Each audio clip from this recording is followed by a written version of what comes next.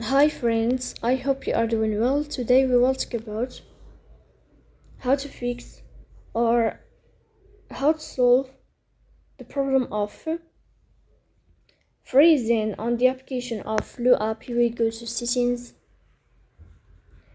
In this page, you will click on apps, default apps, app settings. Here in this page, you will search about the application of Flu and you will enter. Then you will click on first stop and you will click OK.